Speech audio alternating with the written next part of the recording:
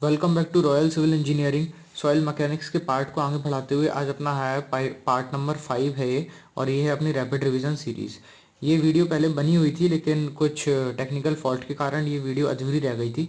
मतलब ये मैं बनाने की कोशिश कर रहा था, अभी अपलोड कर रहा था, लेकिन वो अधूरी रह गई। तो आपको कुछ टिक लगे हुए मिलेंगे, तो आप इसमें कंफ्यूज मत होना।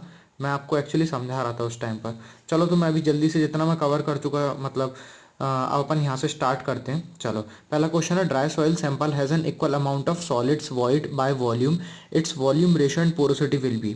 आपको बस अभी शो करता जाऊंगा, मैं अभी बिल्कुल पेन नहीं चला रहा क्योंकि ऑलरेडी पूरे में पेन चली हुई है। तो आपको ई आपसे पूछ रहा है, मतलब पोरोसिटी वॉइड रेशियो आपसे पूछ रहा है, पोरोसिटी पूछ रहा है, और आपको गिवन क्या है, volume of solid equal to volume of void है। तो हम बस फॉर्मूले रखते जाएंगे। पोरोसिटी क्या रहता है, V V upon V S plus V V, मतलब velocity velocity of volume upon velocity of solids plus velocity मतलब टोटल वॉल्यूम। तो एन का अपन रखेंगे, हमें पता है V S equal to V V है, तो N equal to V V upon two V V हो जाएगा। तो दैट इज पोरोसिटी कितना निकल के आएगा, 0.5, और उसको हम परसेंटेज में 50% बोल देंगे।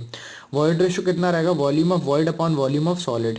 तो ये कितना निकल के आएगा, ये अपना आप डिवाइड करेंगे तो 1 निकल के आएगा, इजीली आ जाएगा, कोई दिक्कत नहीं आएगी। नेक्स्ट क्वेश्चन है, एक सर्कुलर है और एक स्क्वायर फुटिंग है और प्योरली सैंडी सॉइल में पूछा जा रहा है। जब अपन ने पार्ट 4 या पार्ट 3 में देखा था तो हमने प्योरली क्ले के बारे में देखा था। तब प्योरली क्ले में जो रेशियो आता था दोनों का, अल्टीमेट बियरिंग कैपेसिटी का 1 निकल के आता था, किस किस का, सर्कुलर और स्क्वायर फुटिंग का। यहाँ पर भी सेम कंडीशन दे रखी है, बस आपकी अब क्या है, सैंडी सॉइल दे रखी है। तो क्वेश्चन आप पढ़ लेना, मैं डायरेक्ट बताता हूँ।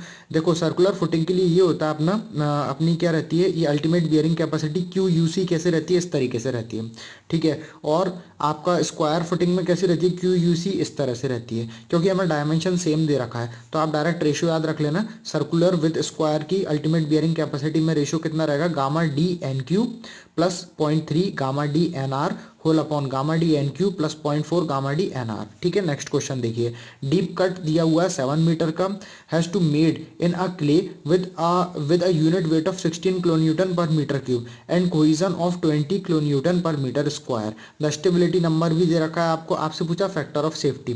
तो आपको ये फॉर्मूला याद होना चाहिए स्टेबिलिटी नंबर का। Stability number is equal to C upon gamma H C. C क्या रहता है, कोहिजन रहता है, गामा आपको गिवन रहेगा यूनिट वेट, और एच सी हमको निकालना है।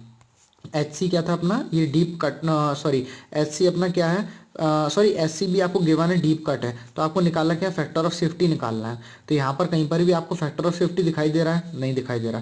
पहले आप एच सी तो निकालिए, हमने निकाला एस सी आया 8.77।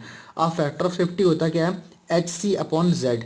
अभी आपको याद करना पड़ेगा ये वाला फॉर्मूला। याद क्या करना, सिंपल है, height of cut upon Z, जो आपको हाइट दी हुई है।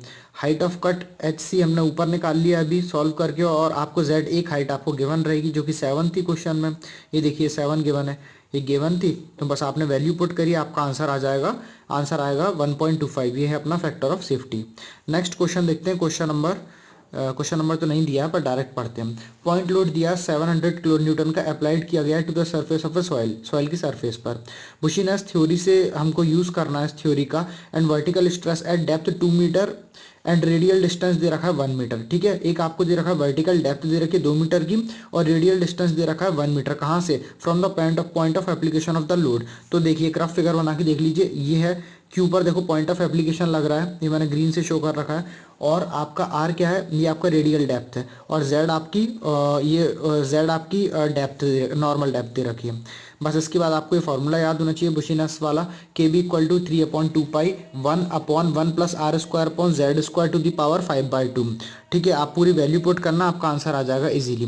के बी निकल के आया, अभी कोफिशिएंट निकल के आया, लेकिन आपसे स्ट्रेस पूछ रहे थे, तो स्ट्रेस कितना रहेगा, K B into Q upon Z square, ठीक है। तो यहाँ से आपका ये फॉर्मूला, ये डायरेक्ट आंसर आ जाएगा स्ट्रेस निकल के, ठीक है। नेक्स्ट क्वेश्चन देखते हैं। इस क्वेश्चन में ई आपको, मतलब ई से मतलब क्या था, वॉइड रेशियो आपको गिवन है, वाटर कंटेंट गिवन है, और स्पेसिफिक ग्रेविटी गिवन है।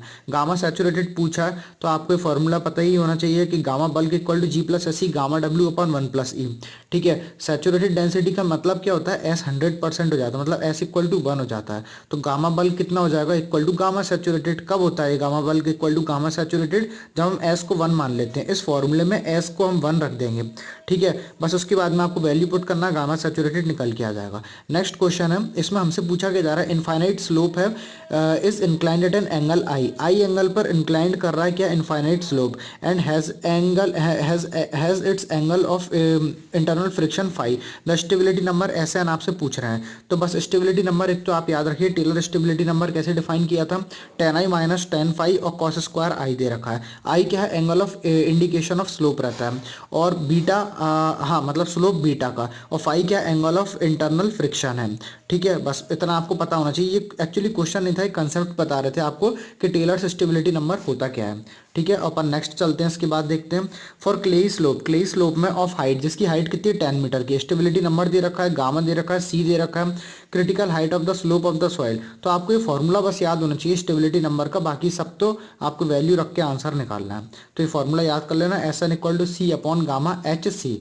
आप कमेंट करेंगे तो मैं इसकी आपको ट्रिक भी बता दूंगा, स्टेबिलिटी नंबर की एक ट्रिक भी है जो आपको इजीली आपको याद हो जाएगा। नेक्स्ट क्वेश्चन पर आते हैं। नेक्स्ट क्वेश्चन में पूछ रहा है हमसे कि क्ले लेयर है 5 मीटर थिक है, फील्ड टेक्स 300 डेज, 300 दिन ले रही है। ठीक है, 5 मीटर थिक की एक क्ले लेयर है जो कितने दिन ले रही है, 300 दिन ले रही है। क्या अटेंड करने के लिए, 50% कंसोलिडेशन को अटेंड करने के लिए विद, और कंडीशन क्या दे रखी है, डबल ड्रेनेज की दे रखी है। सेम क्ले है जिसकी थिकनेस कितनी दे रखी है उन्होंने, हमको थिकनेस नहीं दे रखी, वो किस पे, हार्ड रॉक पर रखी हुई है, और वो कितना टाइम ले रही है, 50% कंसोलिडेशन में कितना टाइम लेगी हमें बताना है। ठीक है, तो आपको डिग्री ऑफ कंसोलिडेशन दोनों में सेम है, TV1 इक्वल टू TV2 हो जाएगा। ठीक है, ये फॉर्मूला होता है, एक ग्रीन से मैंने लिख रखा है, TV इक्वल टू ये वाला, TV equal to CVT upon D1। ठीक है, बस आप ये फॉर्मूला पुट करिए। डबल ड्रेनेज कंडीशन में कितना रहेगा, H/2 हो जाएगा। क्वेश्चन में हाइट गिवन है 5/2 मतलब 2.5, तो D1 आपको गिवन था ना, तो देखो CV से तो CV से CV कैंसिल आउट हो जाएगा। T1 upon D1 square equal to T2 upon DT square. T2 अपन को निकालना है और D2 आपको गिवन और D1 भी गिवन है। D1 हमने निकाल दिया डबल ड्रेनेज कंडीशन निकाल के, और बस D2 आपको गिवन था 5 मीटर पे, तो बस आपका इजीली आंसर आ जाएगा 1200 डेज आ जाएगा, 1200 डेज। ओके, नेक्स्ट क्वेश्चन पर आते हैं। ठीक है, तो मैं देख रहा हूँ, ठीक है अभी अपने पास टाइम है, चलो नेक्स्ट क्वेश्चन देखते हैं। अपन यहाँ से देखना शुरू करते हैं। चलिए, क्वेश्चन है हमारे पास, the gross bearing capacity of a footing is 450 kilo newton. Gross bearing capacity क्या है फुटिंग की, 450 किलो न्यूटन है। If the footing is 1.5 metre wide at a depth of 1 metre in a clayey soil with unit weight of 200 kilo newton पर metre cube, then the net bearing capacity will be. आपसे net bearing capacity पूछ रहा है, सारी चीजें आपको given है, आपने देख ही ली होंगी। अब देखो क्रॉस बियरिंग कैपेसिटी क्या होती है, तो ग्रॉस बियरिंग कैपेसिटी आपको गिवन है 450 किलो न्यूटन पर मीटर स्क्वायर की।